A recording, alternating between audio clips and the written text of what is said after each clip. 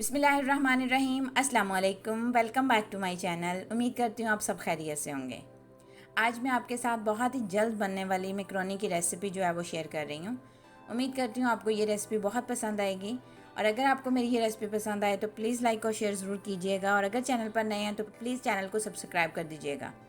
तो चलिए ये मज़ेदार सी झटपट बनने वाले मैकरोनी की रेसिपी जो है वो स्टार्ट कर लेते हैं। तो चलिए ये मैक्रोनीज़ बनाने के लिए सबसे पहले वाइट सॉस जो है उसे तैयार कर लेते हैं। तो वाइट सॉस बनाने के लिए मैंने 1 टेबलस्पून जो है वो ऑयल लिया है। आप ऑयल की जगह बटर का इस्तेमाल कर सकते हैं। और इसमें मैंने 1 टीस्पून जो है वो मैदा डाला है। डाल के मैंने उसे अच्छे से फ्राई कर लिया है, और फ्राई करने के बाद मैंने इसमें 1 कप जो है वो दूध ऐड किया है, और उसे मुसलसल हिलाते हुए जो है वो गाढ़ा होने तक पकाया है।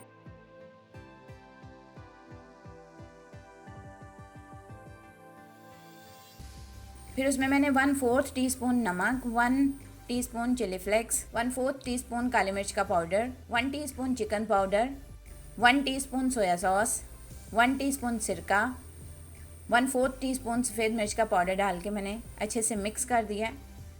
मिक्स करने के बाद मैंने इसमें कुछ कटी हुई बेल पेपर्स जो हैं उनको ऐड किया है। वो तकरीबन है मेरी 1/4 कप के करीब, और 1/4 कप ही मैंने इसमें मोज़रेला चीज़ का इस्तेमाल किया है, और साथ में 1/4 कप ही मैंने इसमें गाजर जो है वो उसे चॉप करके ऐड किया है। तमाम इंग्रेडिएंट्स को अच्छे से मिक्स कर लिया है। मिक्स करने के बाद देखिए हमारी मज़ेदार सी सॉस जो है वो बिल्कुल रेडी है। अभी मैंने इसमें उबली हुई जो है वो ट्विस्टेड एल्बो मैक्रोनीज़ का इस्तेमाल किया है। आप किसी भी टाइप की मैक्रोनी जो किसी भी शेप की मैक्रोनी जो है वो ले सकते हैं। तो देखिए ये झटपट से हमारी मैक्रोनी की मज़ेदार सी रेसिपी बिल्कुल रेडी है। अब इसे गरम गरम सर्व करें।